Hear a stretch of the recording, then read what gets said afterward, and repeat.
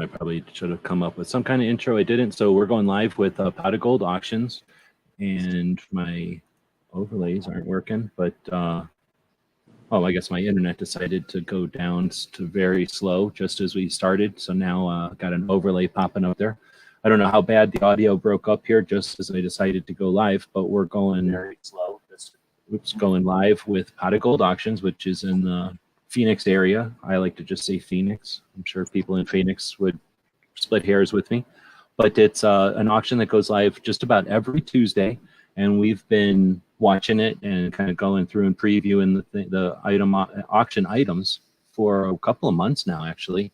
And we've actually got Alexander with us from the auction house to go through and take a look at the items tonight. We'll be doing this live. The auction is about, well, I was going to say it's about an hour from now, but 50 minutes from now. So the stuff we'll be looking at is about to be live. And then we can answer questions and hopefully offer some insight to the cool stuff that is at, well, how would you describe Pot of Gold? First off, thank you, Alexander. Thanks for joining us. How would you describe Pot of Gold? Thanks for having me.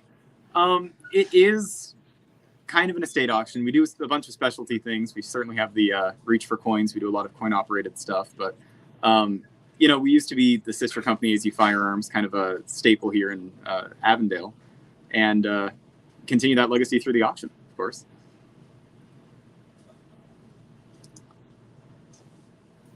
Oh, you're still on. Sorry, I'm just flipping over so we can watch let's start looking at stuff.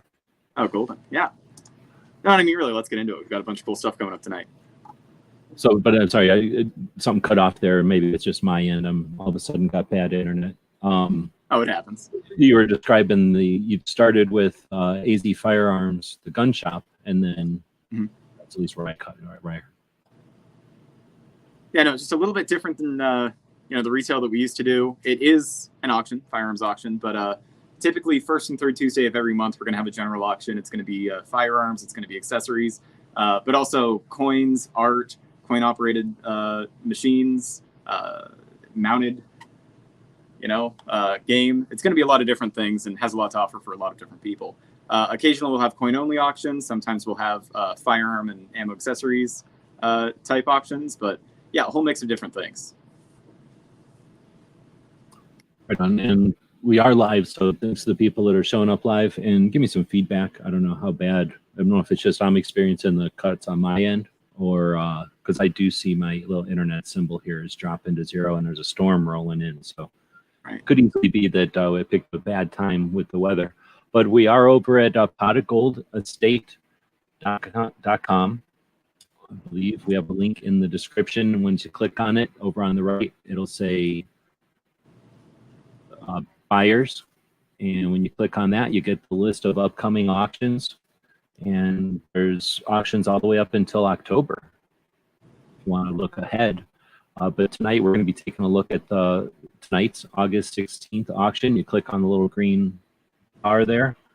What I'll do is open up the screen and zoom in so we can see a little bit bigger pictures. I think you can by the lag on my screen probably how bad the connection is. Cutting a little out, a little bit choppy. Okay. So tonight does have a bit of a theme. Want to tell us what tonight's theme is?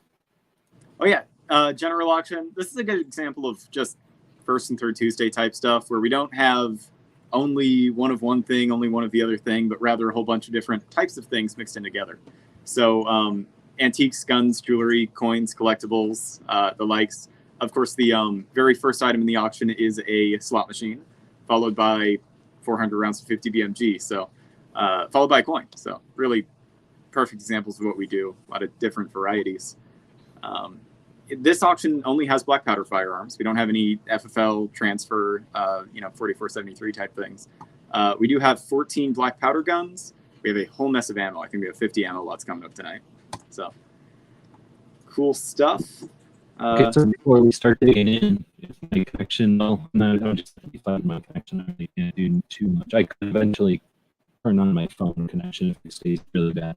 But I was going to ask, is there any strategy, rhyme or reason to the order of the auctions? Is it the order they came in? Is there some other Sometimes, yeah. I mean, we try to get the higher end stuff at the beginning and the higher end stuff at the end, kind of sandwich in the, more attainable stuff, but kind of to grab people's attention and then finish off, still stunning. Just keep people to stick around. It's always worth it to stick around anyways, but so typically the first 50 lots are going to be something special. The last 50 lots are going to be special, and then, to everyone, and then the ones in the middle are going to be a little bit more personalized, typically.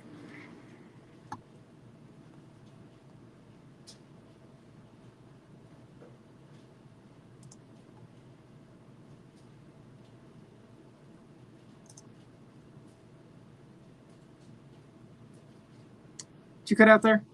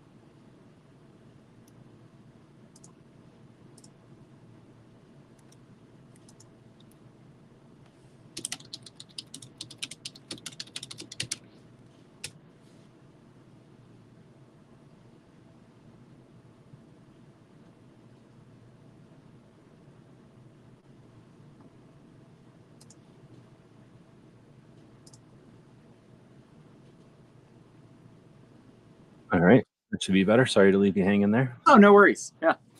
Okay, so now we're back to, I think I was asking if there's any rhyme or reason. I'm sure you answered that one for everybody. Mhm.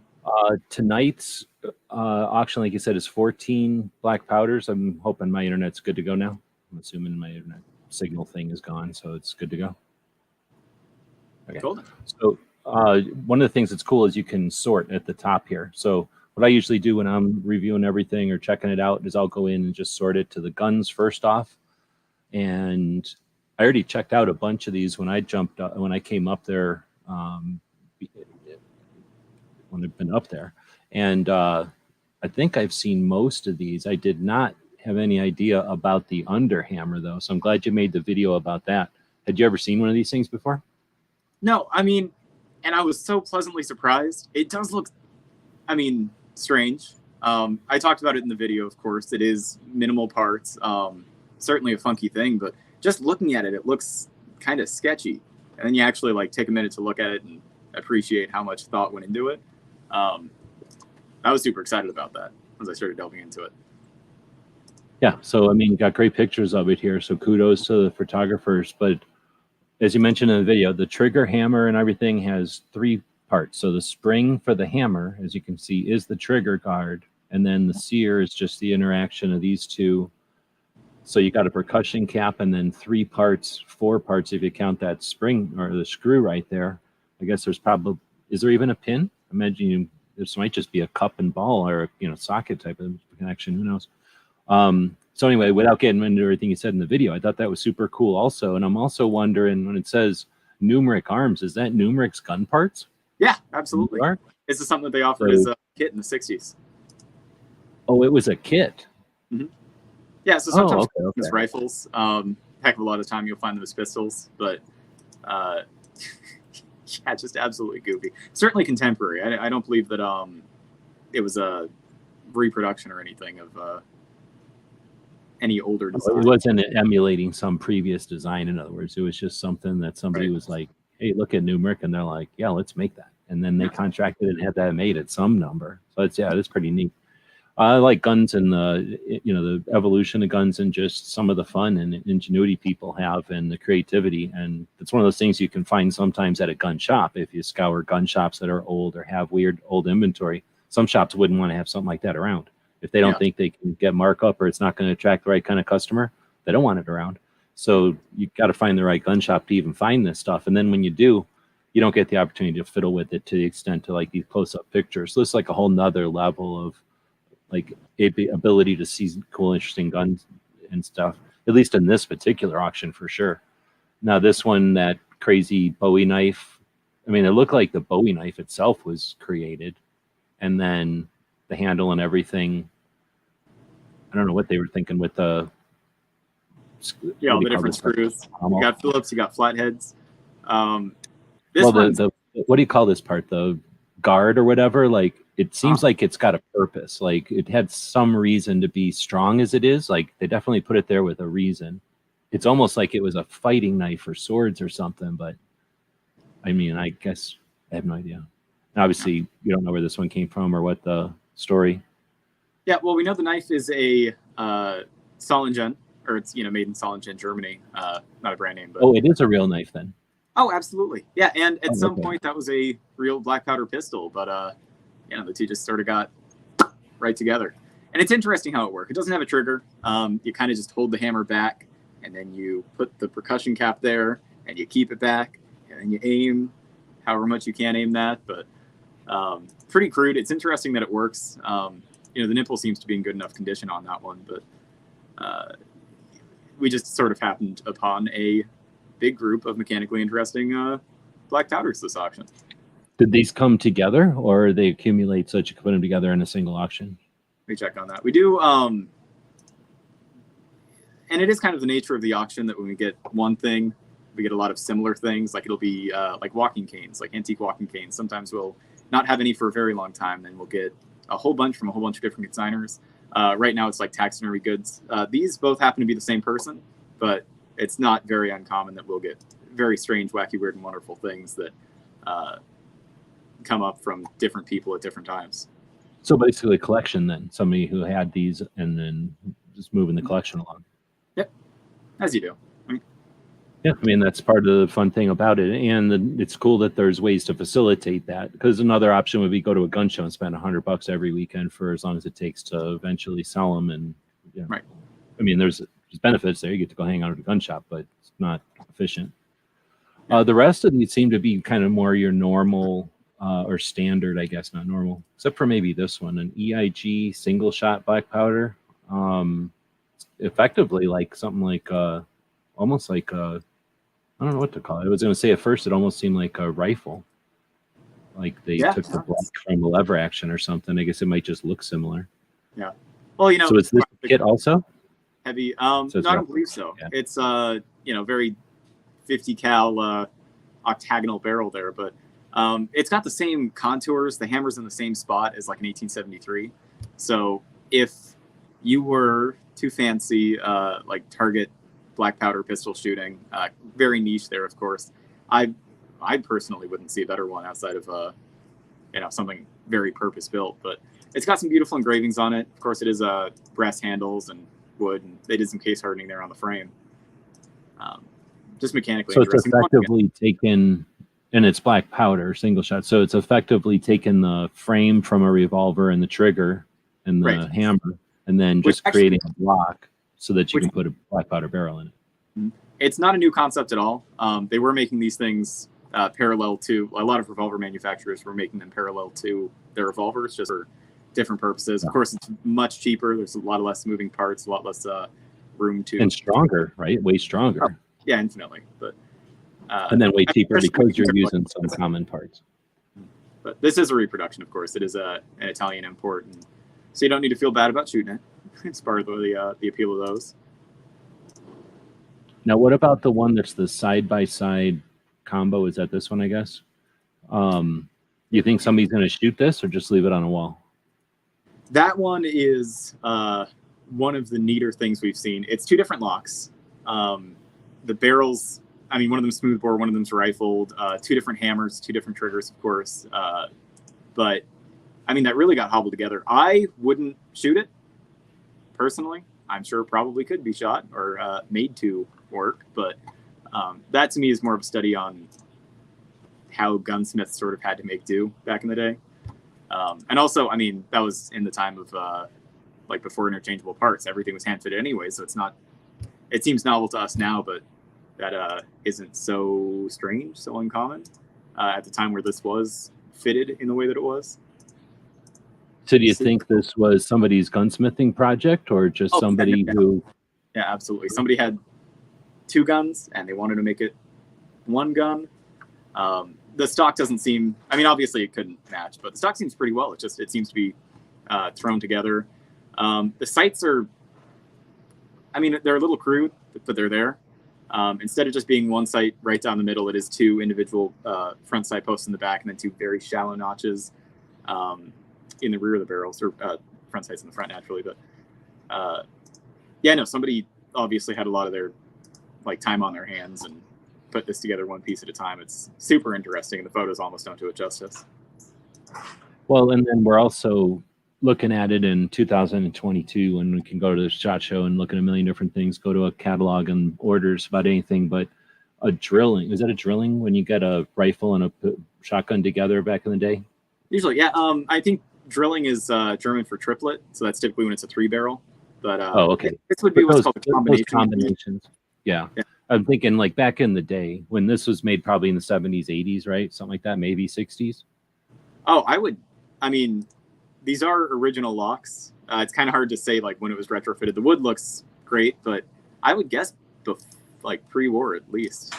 You know? Oh, really? Okay. Yeah. So, but whenever it would, then certainly whenever it was made, there was fewer options, and then those drillings and the fancy combination rifles from Europe still existed, and they were still priceless or super expensive. You took 10 years to get it once you did buy it or whatever.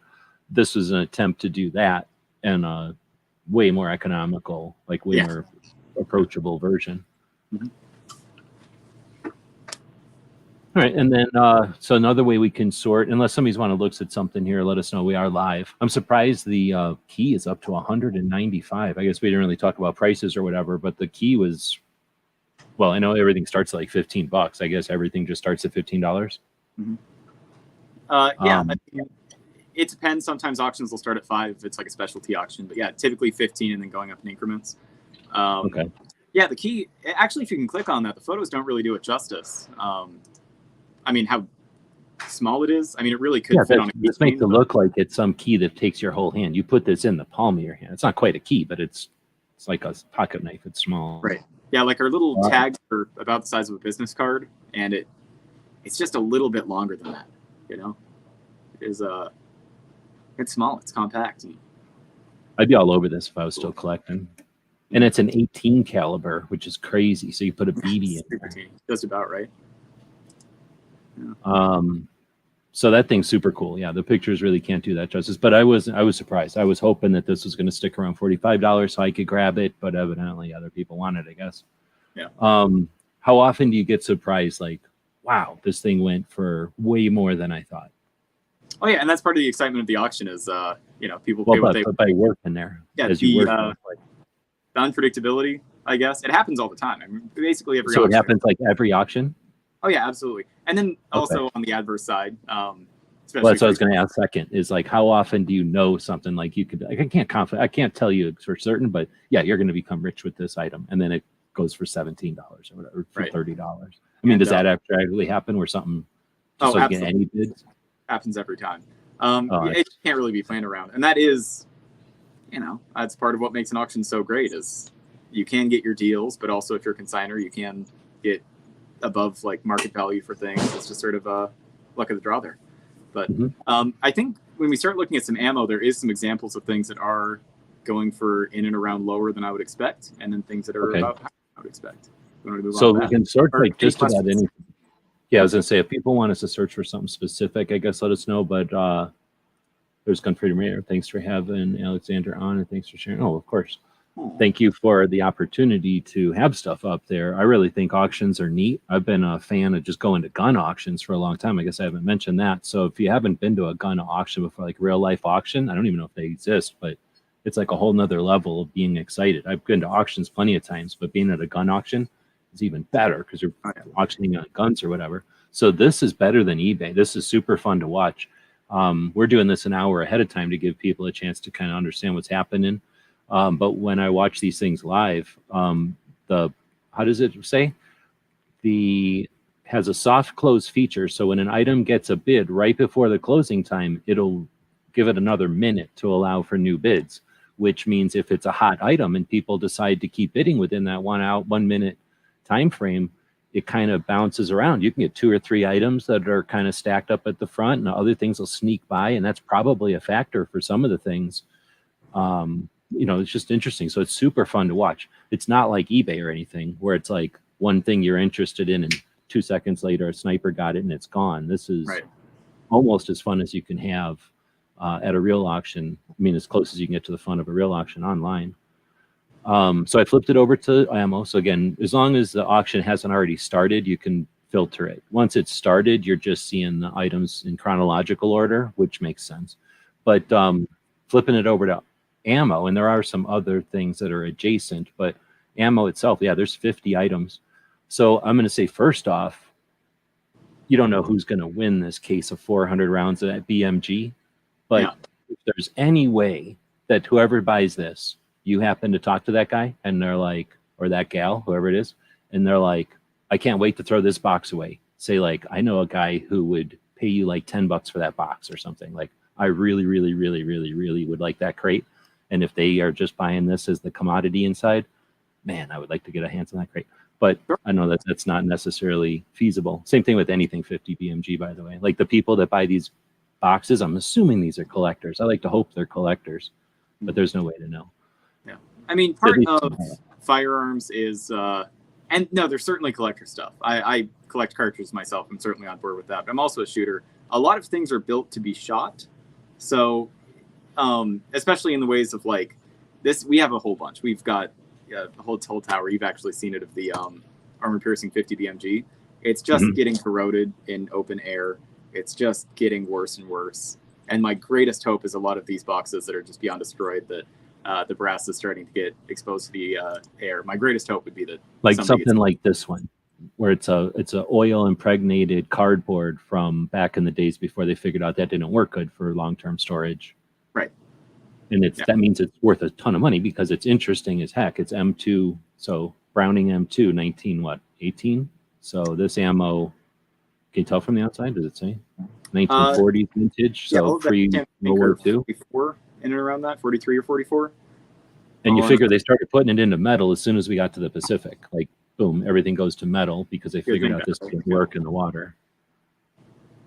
But yeah, so this is neat. So like you say, though, this won't last forever, and it certainly won't last in somebody's closet forever. You need to either shrink wrap it or something to save it, or just shoot it and take pictures of the box, I guess. Is there any way to know when people pick stuff up if they're taking this home to a collection and it'll always stay intact, or if it's about to go to Big Sandy and never get we do our little small talk in a funnest way. Typically, especially with something that's niche and especially in the quantities that we have, a lot of things it is for shooters. We do get, like, I hate to say it, Hornady Z-Max, people love it. It's fun. It's just like a simpler time of like, the shooting world where things weren't so serious. People were planning for like the zombie apocalypse. It's a nostalgic time for a lot of us, and we get a lot of Hornady Z-Max for some reason. I've never met somebody who wants to shoot it, who wants to carry it. A lot of, I like World War II ammo. I collect a lot of World War II ammo. There is collectors out there, but it really depends on quantity or context. Like, the 50 BMG that we have, the 400 rounds is, granted it's like Falkland era, so it has something going there, but it's a big crate, so it'd be it would be a very niche collector to pick that up, I would guess. But nobody in the right mind, unless maybe somebody who's acquiring to donate to a museum and they're looking for specimens to create some kind of display, or but serious collector. I like to think they're out there. I've met a couple of them, but this is beyond the realm of somebody's. That's like I say, like I'm hoping that somebody's buying this, take it to Big Sandy and enjoy for a weekend. And then those guys usually throw the boxes away because this is just the stuff they put in their $70,000 belt fed Right. to or whatever. Anyway, so that's neat. So we wanted to look at ammo though. You mentioned there was a couple of things in here that were what we were talking about as far as. So, speaking of 50 BMG, it's in and around 250 a round for regular ball stuff.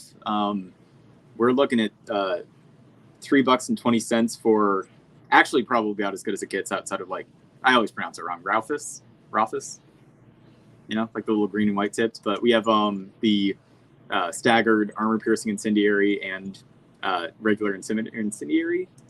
Is that what it is? The API M8s and then the API T M20s. Mm-hmm. So the armor piercing incendiary tracers. So effectively, instead of being like, well, this is what you'd put through a belt fed some or another tracer, or it'd be armor piercing for 4 rounds or 5 rounds, and then 4 rounds, and then every 5th round is a tracer, so you know where you're shooting. Right, and that to me is about as much as you can put into a Linka 50 BMG. Right, I mean, in my world, in my scope for contemporary 50 BMG, semi-contemporary, it's that's as cool as it gets, right? And it's going for. I mean, obviously the auction hasn't started yet per se, but someone might get a deal on that. There's any collectors out there.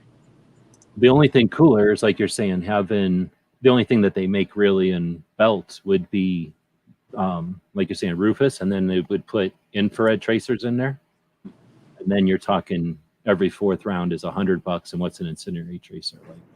Like 70 or something, like almost the same price. So yeah, it would be insane.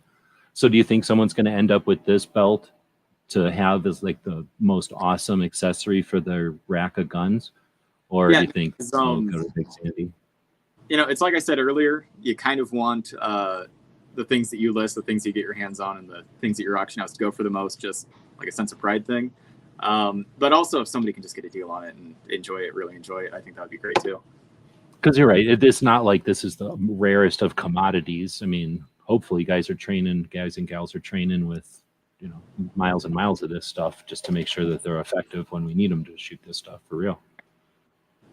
So do you know where this stuff came from? Its date? This was in the Connex at AZ Firearms for probably the better part of a decade, so it might just be lost to the sands of time. Actually, a lot of the you'll see that we have a bunch of like directly post-war 7.62 by 54 round stroke clips. We have a bunch of Turkish 8mm Mauser in the crates. We have a bunch of 50 BMG black tip, of course. A lot of this stuff, really a lot of this stuff is just old inventory from the gun shop. And it's so cool to go through. It really is. It's like a time capsule of all the different times that ammo was surplus and what stayed behind, and it takes you back to the time where like Big Five just had big old crates of 7.62 by 54R piled up. It's cool to see that, especially mixed with contemporary stuff. We do have like sporting rounds as well. We do have just looking at this, we have 30 Mauser next to 7.62 by 54. That's Tula. Next to 400 or 460 Smith & Wesson Magnum for your revolver. It's just next to 380. It goes on, but it's just the sheer variety and the coolness factor of a lot of this stuff is just, it's so exciting to me.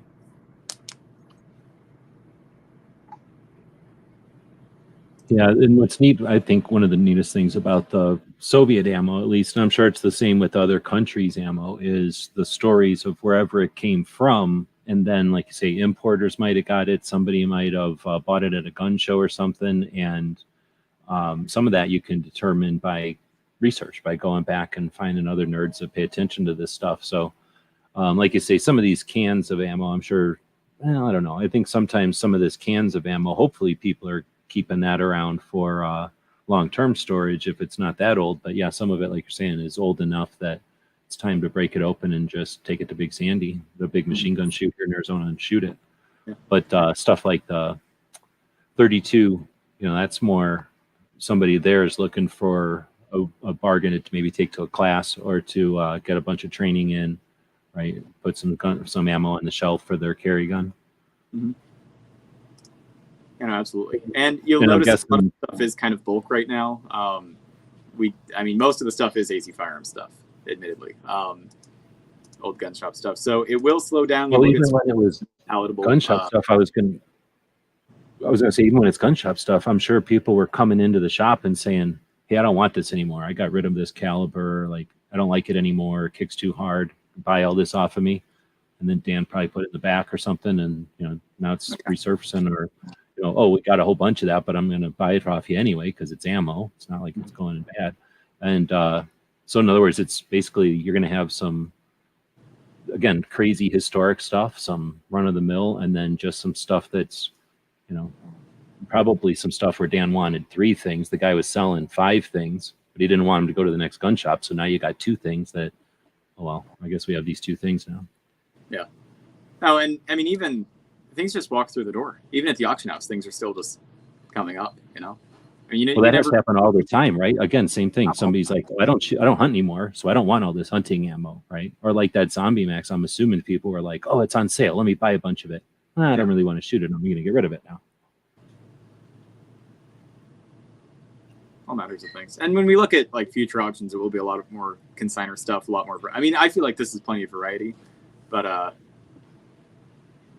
the exciting thing and the reason that I mean, I'm even guilty of checking other auction places is it is kind of addicting to just see what other people have, see what's around. Sometimes you'll come across like a weird caliber and you'll look up, oh, I wonder what the velocity on 220 Swift is.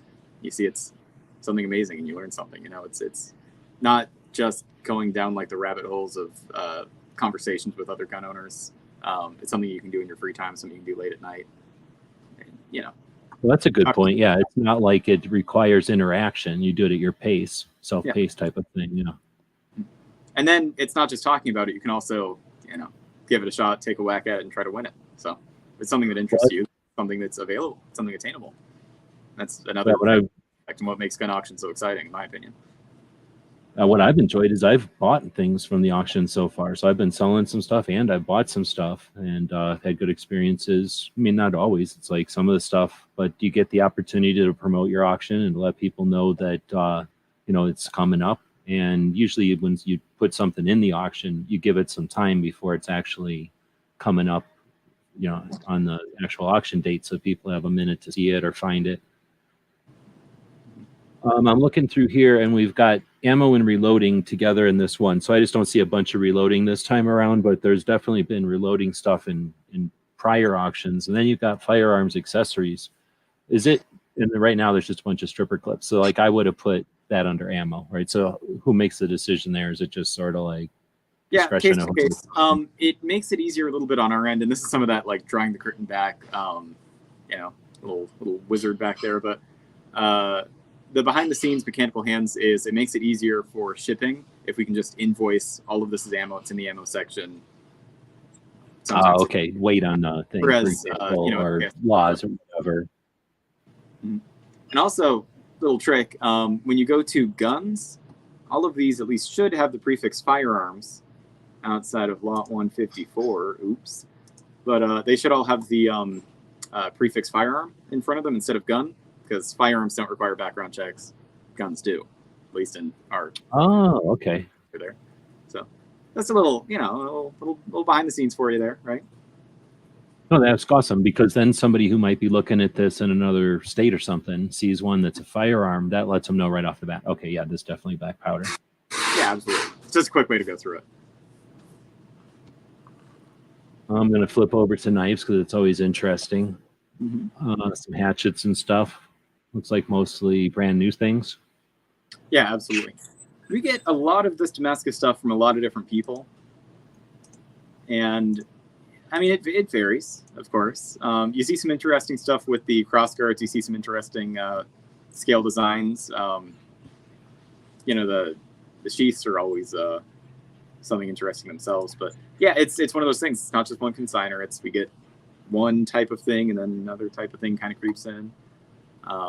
Wow, I hadn't taken a look at those that hatchet there. That's going for 200, isn't it? Oh, I didn't even see the prices. I was just looking at the variety. So well, it's a Damascus hatchet. I'm guessing somebody appreciates that. Oh yeah, and somebody spent some time making it look pretty. Like that, it's worth every bit of that and probably some more, but that's exciting stuff. Do you bother to try to estimate value, or do you just go, there's going to be completely random? Let's watch. It's kind of human nature to just in the back of your head. It's easier for firearms for me. I'm definitely involved in the firearms world, right? or at least like, retail. It's what I'm doing here, but you kind of get an idea. This is what it should be, plus or minus such amount, and then that's what makes it so fun. Is when it goes so much higher, so much lower, right? But now, you've been doing this for a while now? Does watching the results, are you able to watch the results? Do you guys look at the end and kind of go, oh, okay, that's where that ended? Mm-hmm. Or then I guess the follow-up, since you do, does that help sharpen your skill, or does that just make you feel like it's impossible to know? Oh, no, absolutely. I mean, it is, one of those greatest intangibles. It's something that we're looking for, is being able to like predict things. But yeah, I mean, it's certainly useful to study past auctions and see what they went for and plan future auctions or future listings, or the way that we lot or the quantities that we lot, just to reach a certain amount that it makes sense for everyone. There is a subtle science to it, I suppose. But yeah, a lot of stuff just can't be planned for, honestly.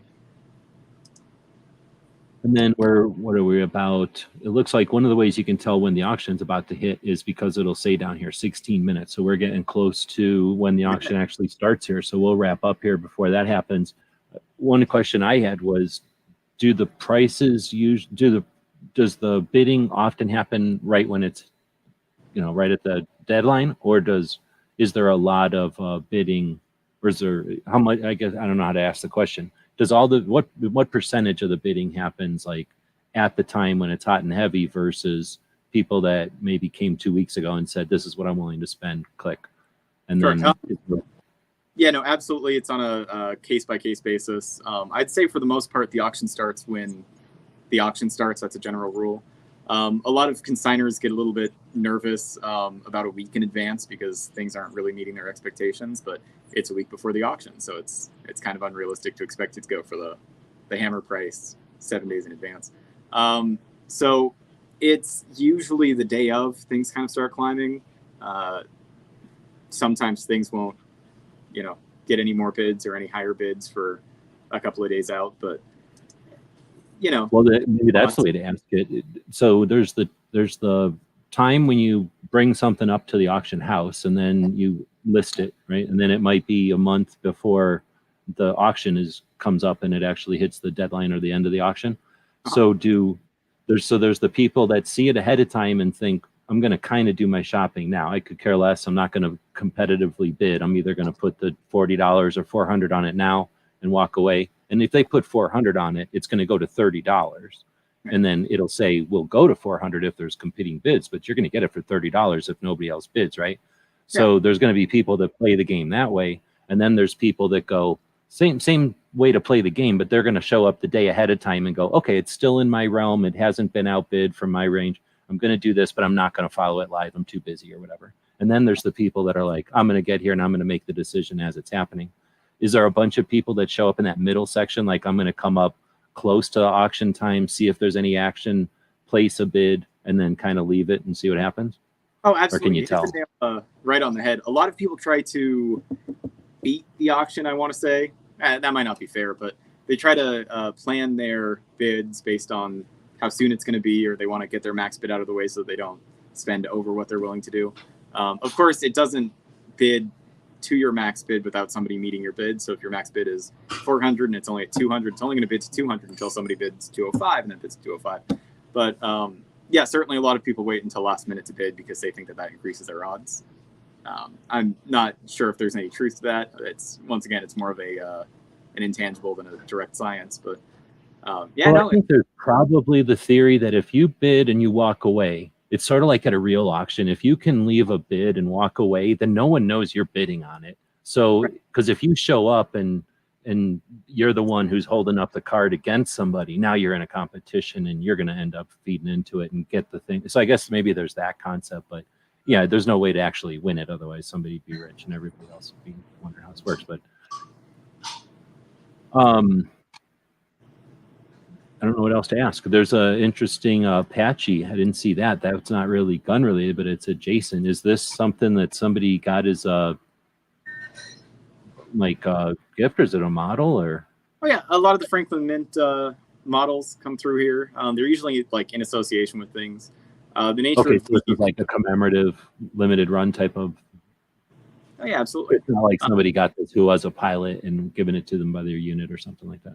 Yeah, we are very close to Luke Air Force Base, of course. We do get a lot of that kind of stuff coming through. A lot of classic military as well.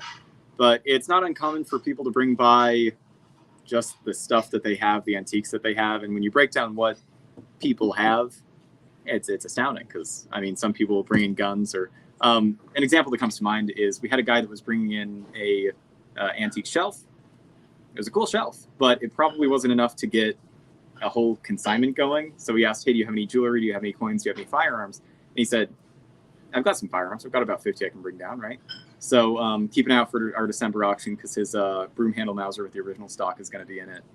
His original 1873 Colt's going to be in it. I mean, it's strange that if some people have one thing, they probably have some other weird oddball things that kind of go in with that just to not keep a theme, you know, by divine interventions. It's just not. Yeah, and people don't realize what other people value, I'm sure. Oh, absolutely. Yeah, because I mean, different collectors. Like when I started working here, it was neons. I couldn't believe that people liked neon. It just seemed like kind of like a bar like thing. Bars would have it, yeah, and like maybe one to collectors or a band or something, yeah. Yeah, but you know, I've grown to understand it, and I get it, and it's cool that people are into what they're into. Of course, we're like bound by the just what the heart wants, but it's certainly cool the variety of things that people have and people bring in here.